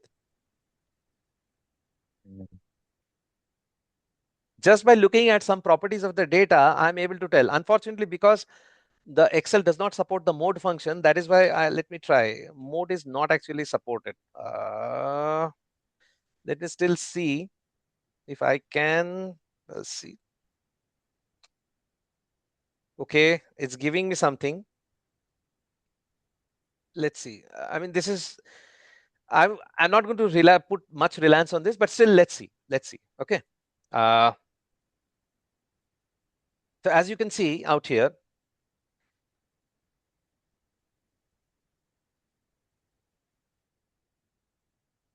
this particular data is negatively skewed or positively skewed? Negative. Negative. Negative. Negatively skewed. Why? Because the mean is less than the median, which in turn is less than the mode. Yeah. Now,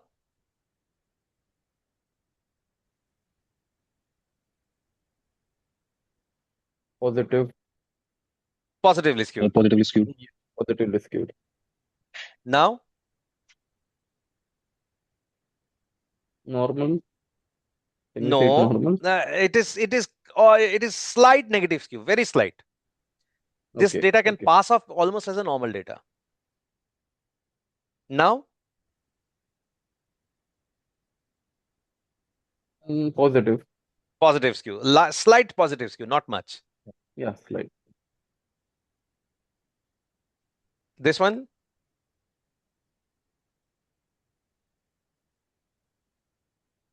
no idea, right?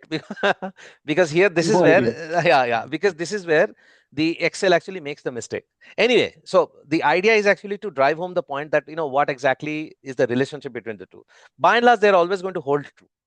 Okay. And simply, without even getting, as I said, that, without getting into complex analysis, by observing the sample data itself and the relationship between the mean, median, and mode, we can get some idea about how the underlying distribution is going to be like. All right.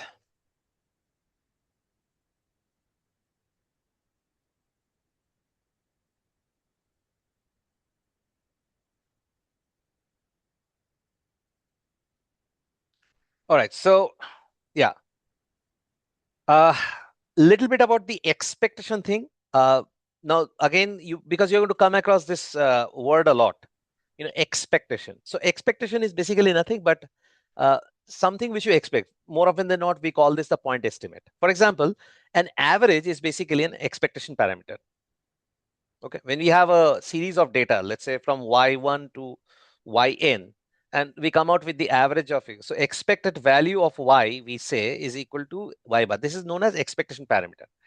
The best way to understand the expectation parameter is, suppose that there is a school bus. Okay, the school bus comes every day.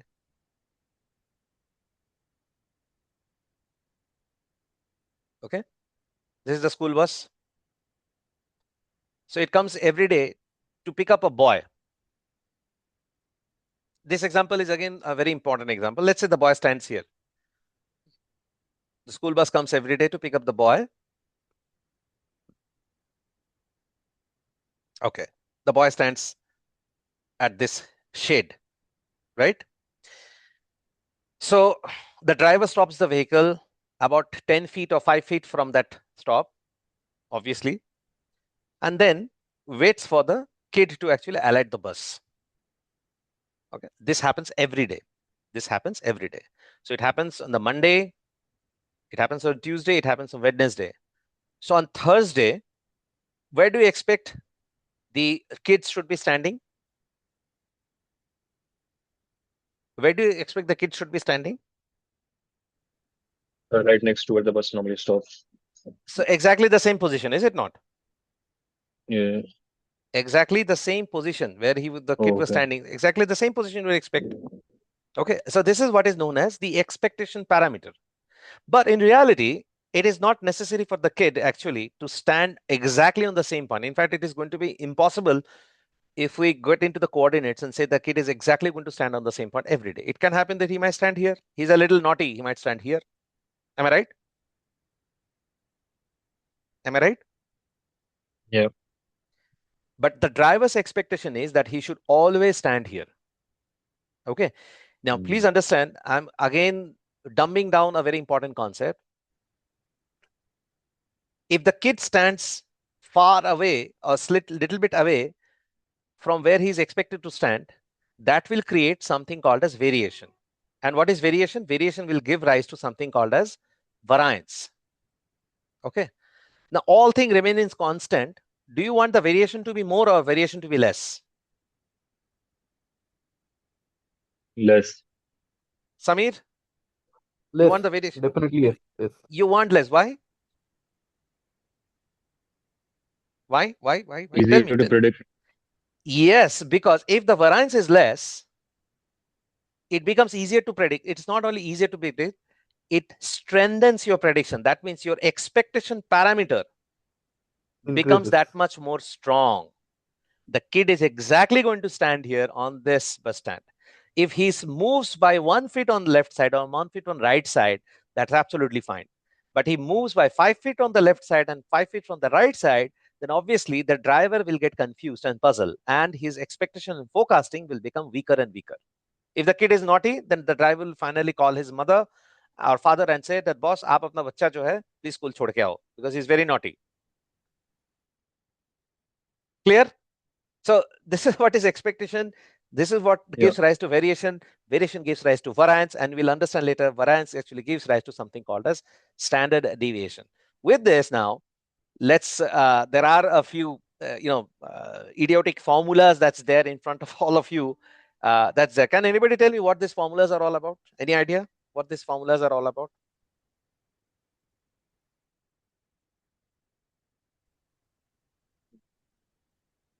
Any idea? Samir? Yeah, it's variance and The standard one is deviation. about standard deviation. Which The one? one on extreme right. The one on extreme right. Yeah, it is standard deviation. And The I think so. The second one on the left is of mode. No, not no. mode. No. Variance. Variance has to be variance. Yeah. Yes. And this one?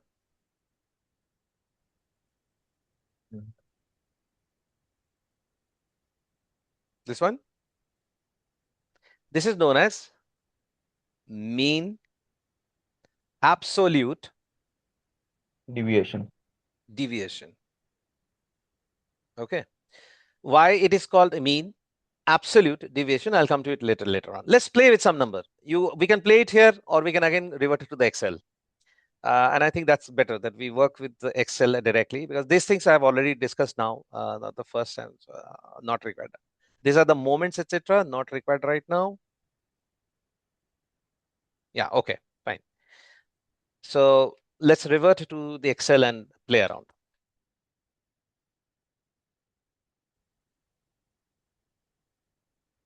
Let's play.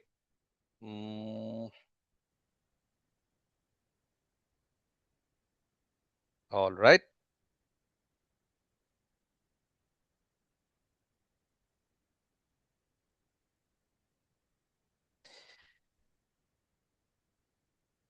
Okay. Let me do one thing. Let me randomize the data once again. And now I'm going to log this data. This data that is there, I'm going to, 15 data points are there, and I'm going to log them. So the data is locked now. Okay. Let's call this locked. All right. So out here now, I can make out the average, right? That's very easy. So what do? I say average.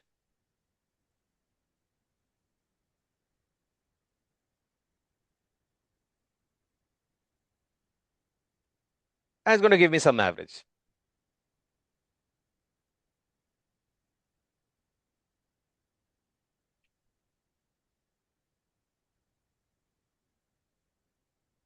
All right. All right. So I'm not making up, but just let me ask you, just like this 15 data points, we can create one more data point, which can also have 42.4 as average. Am I right? Can there be? Can there be not? Yeah. So let's call this first set of data point as S1. And let's call the second set of data point as S2. Both have 15 data distribution, and they both have the same average.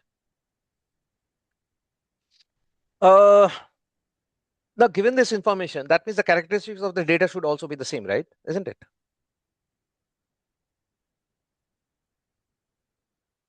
What do you say? Just by observing this, the characteristic of the data should also be same. Okay. No, I'm asking, is it right or wrong? No, I can't say yet. Why? What will separate? Uh, the distribution could be much larger. You mean to say the variation could not be promised to be same with S1 and S2. Am I right? That's what you're saying, Yeah, yeah. right? So that means that if let's picture this, that this is the central point of 42.4. This is my average data. And obviously we are going to get, this is 15 data. So let's just assume that we are going to get 7 data points on this end, because 42.4 per se does not exist here. You'll see in this data point, 42.4 is not existing anywhere. Can you find 42.4? You will not be able to find 42.4. But just to tell you that, half of this data will be on this side and half of the data will be on this side. But what is not known is something called as the average dispersion, right? What is the dispersion? What the dispersion measures? Well, the dispersion measures each of these data points which are in sequence on the plus side or on the minus side of this mean value. What is the distance? What is the relative distance, right? Nowhere it says that the set 1 and set 2, that dispersion is also same. If we had said that that dispersion is also same, then you will say, yeah, fine. The characteristics are same, or at least very similar, because the mean is same. The dispersion average is also same. For example, if it is sounding a little difficult, let me just say, how do I make an, yeah, I mean, just pick up any value. I mean, let's say we pick up 10 and we pick up 14. The average of these two is always going to be 12, right? We know for a fact. But then we could have 6 and 20 out here. Or let's say 6 or mm,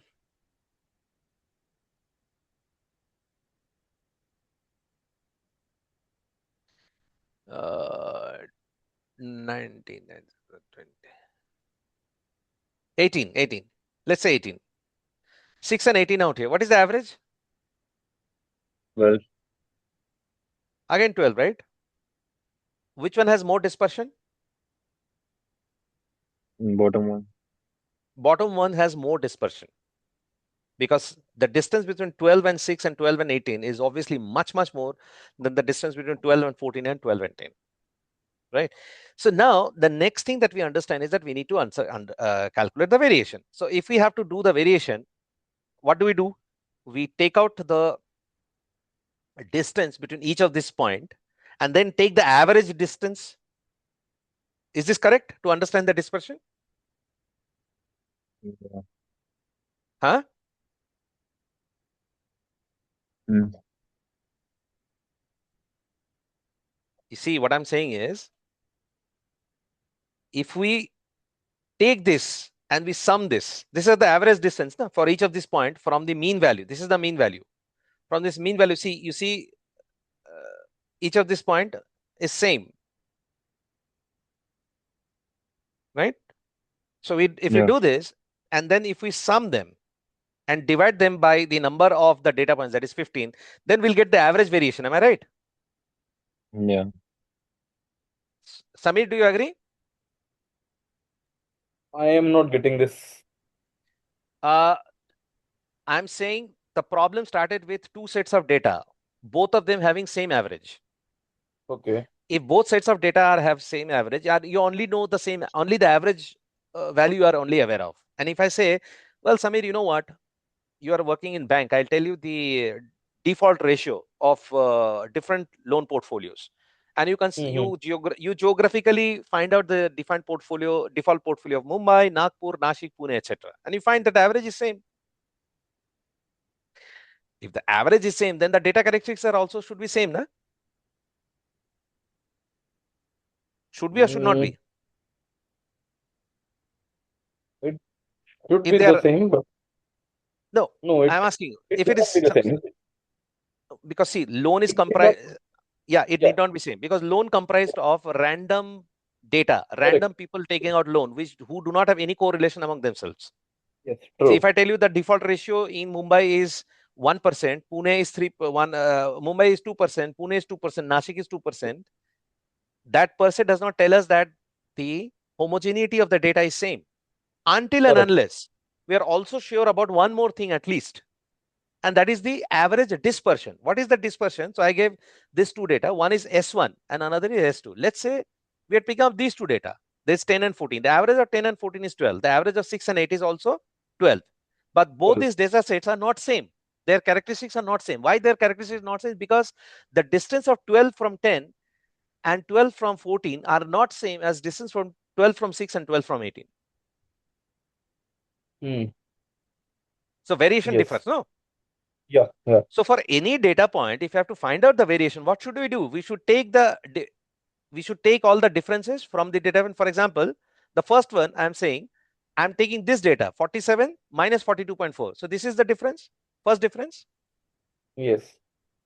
Second one, 48 minus 42.4, right? Yes. Yes. This one 45, this is 45 minus 42.4. So if we take all the differences in this manner and if we add them up, and divide it by the number of data points that is there, number of data points is 15, then we should get the average dispersion, no? Yes. Our average variation, we should get the average variation, no? Yes. Do you agree with me, all of you? Yeah. But here is Yes. a problem. Can you tell me what is the problem? Let's see what is the problem. If you do like this, you will never get the answer that you desire. Hmm. Let me tell you why. This I'm adding up and dividing it by the number of data points. Number of data points remains 15. Okay, so I'm dividing it by 15. It is becoming 0. It is obviously in exponential. You can understand that is in exponential. It is close to 0.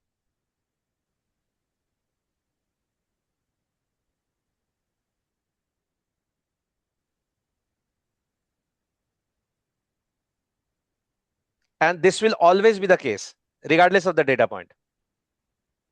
For instance, let's randomize once again.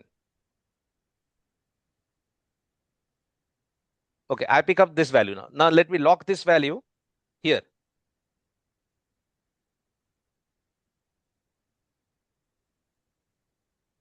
Zero, right? Let me randomize once again. Take this. Lock it here. 0. This is an exponential, of course, you can understand. So every time you do this operation, this will always give you 0. Why? Because yes, because half of this data you have already assumed to be normal or near normal, or anyway the average that you take. So half of the average will be on the negative side, half of the average will be on the positive side. So when you add these differences, this will be the sum of the negative differences and this will be the sum of the positive differences. They will definitely cancel out when you add them. Positive, negative, they will touch and they will boom. They will always add up to 0. They will cancel each other. I just proved it in front of you. I mean, I can do it once again. Let me randomize once again. I press F9 button and it gives me new data. You see, it is again going to give me 0.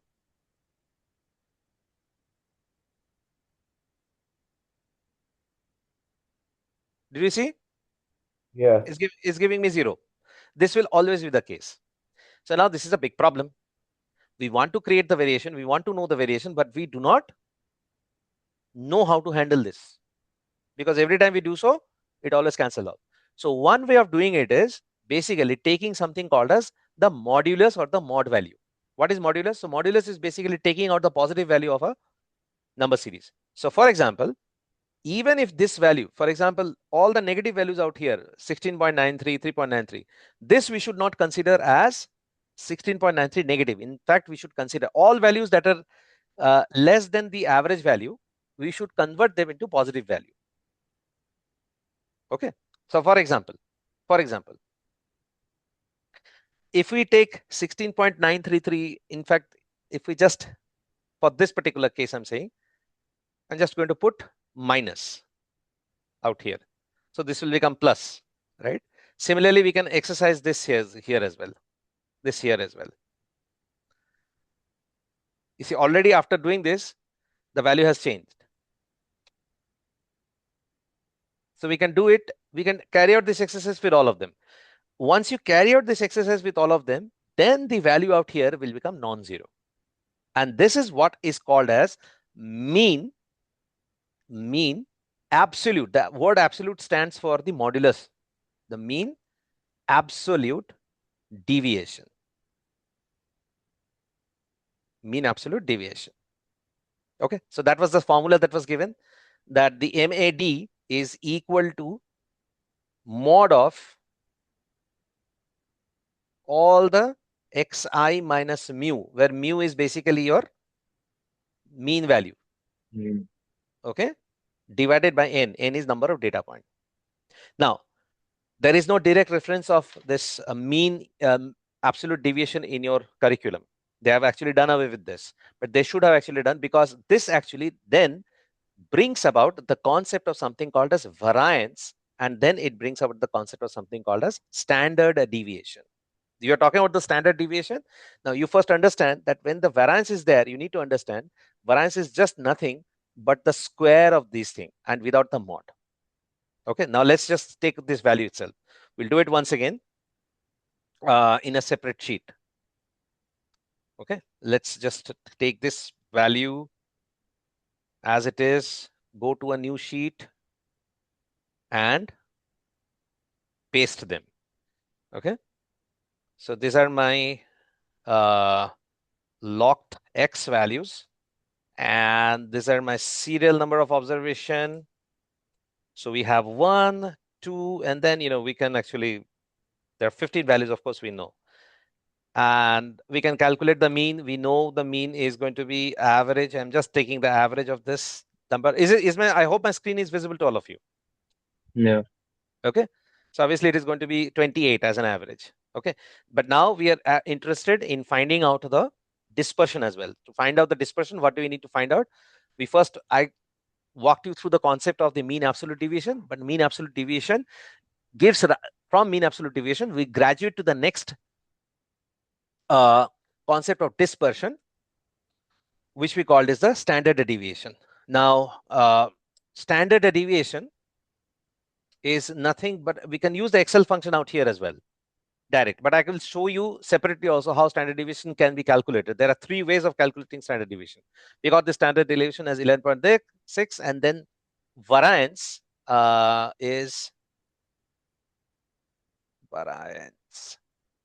is simply the square of this standard deviation. Okay. Now, hold on. Before you jump to the conclusion, let me tell you how it works. It is not the standard deviation that is first calculated, because it is impossible to calculate the standard deviation. Okay. What is first calculated is basically the variance. Okay. So what is variance? Variance is basically the mean absolute deviation that we just calculated. If we make simply a square of it, that is every data point minus the mean value square divided by the number of data points, summation of that. That is what variance is all about. Okay. Why do we square it? Because we understand that some of these values are going to be negative in nature. And we saw that the problem with negative and positive is that they, in and around the mean, will always cancel out, and they will always give me the value of 0 in the numerator. Okay, to avoid that, we square, because if we square, then the negative of any square is always positive. Positive squares is anyway positive. Okay, so variance is first calculated in this manner. Once variance is calculated, we take the square root of the variance, what is known as a standard deviation. Now, with this mean at our disposal, and standard deviation of dispersal, we can conquer the rest of the world. That's what our statistics is all about. Of course, it's just the beginning stone, stepping stone of the statistic itself. There are a lot many things which are there. Now, Sorry, I have a question. yeah, go ahead. So if what we do with the mean absolute dispersion is just we square the values and then we take the root again, then what's the difference between standard deviation and mean absolute dispersion? Mean absolute deviation. Deviation, sorry. Yeah, mean absolute.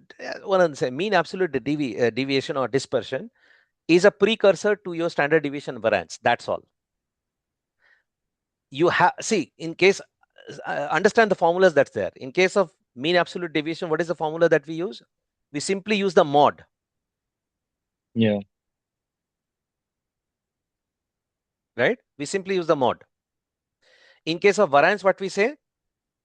Square. That if we square it, then there is no need to use the mod, right? Because mod always should give you the positive value. In case if we use the square, then there is no need to. There is no need to Yeah, use mod. increase the mod. Yeah.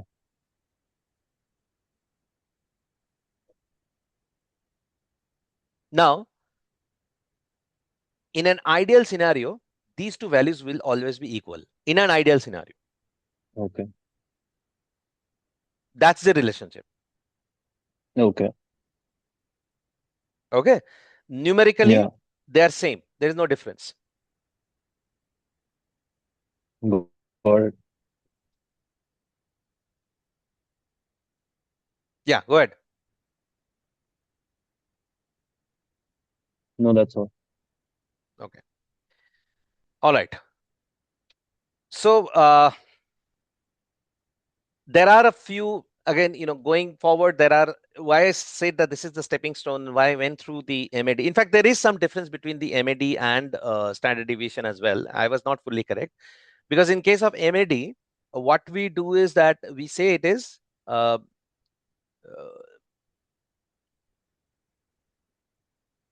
divided by n. Okay. In case of standard deviation, what do? We square this term and the denominator remains n as it is. In case of standard deviation, what do? We take the square root of the whole of this, because the square root of variance is standard deviation. So in this case, what happens? The n which was there, see, in case of variance, what do? In case of variance, we say it is xi minus mu square divided by n. We do not square the n. We simply say xi minus mu square divided by n. And then we take when we talk about standard deviation, we simply take the square root of the same. Okay. Now what happens is that n typically becomes small in case of when we take the square root. When n typically becomes small, the numerator will obviously start becoming bigger. Now, but don't get into those mathematics as of now. So in an absolute term, what will happen?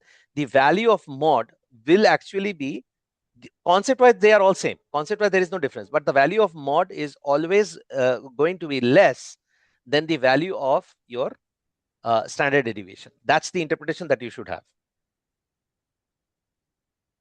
We can get through some mathematics as well, but unfortunately Excel, I'm not sure whether they have no, they do not have the mean absolute deviation formula. Otherwise I would have walked you through that as well. All right, so this is all there is to it as a starting stone. If we are holding some other class, what we will do is we will walk you through, I'm going to walk you through the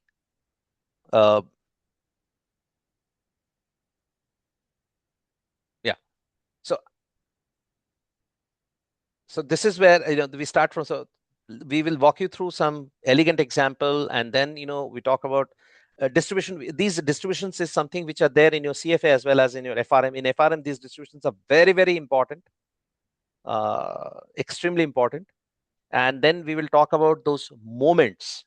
These are again very important in central limit theorem. What is meant by mean, what is meant by standard deviation, first moment, second moment, third moment.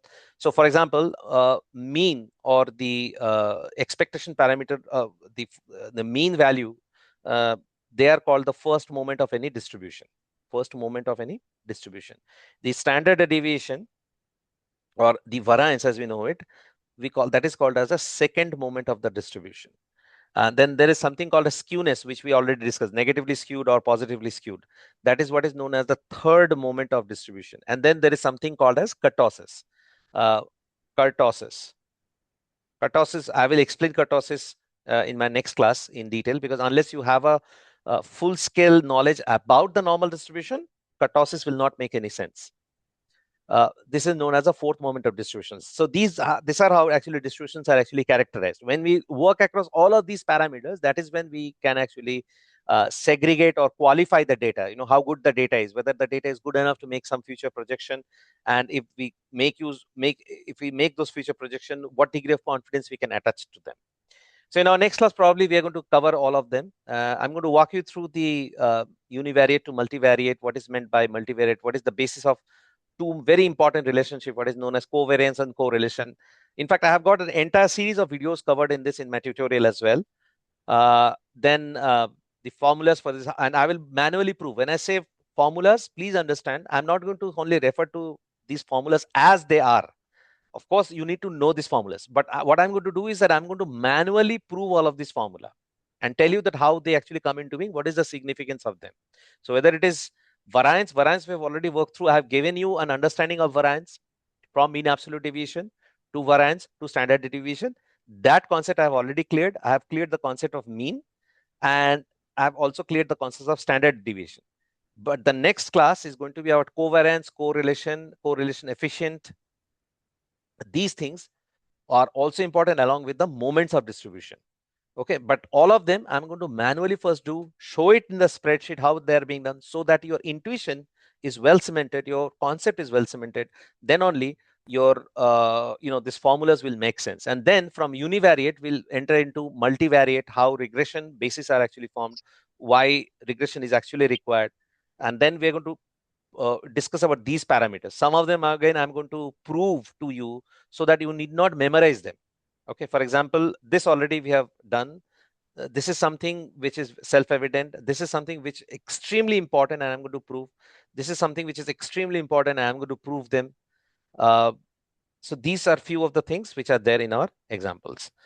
All right, so I hope you enjoyed this session. If you have any questions, kindly ask me right now. Yeah, are you going to share the recording in the group? Yes, of course. This recording I'm going to share in the group, and I hope that next class onwards, many more actually join our session. I hope you like this session. What about you, Samir? Give me a thumbs up or tell me how did you like this session? Yeah, it was a very good session. So, frankly speaking, this was my first session. I was just going through stuff, but this was my first practical session. So, I really enjoyed it. Lux, I hope the feeling is mutual. Yeah, Abhishek, I appreciate it a lot. It was really good. Thanks a lot, guys. Thanks a lot. So I will have this posted in our group as well. Let me know. Thank you, lot. See you next time. Thank you. Okay, bye bye. Bye bye.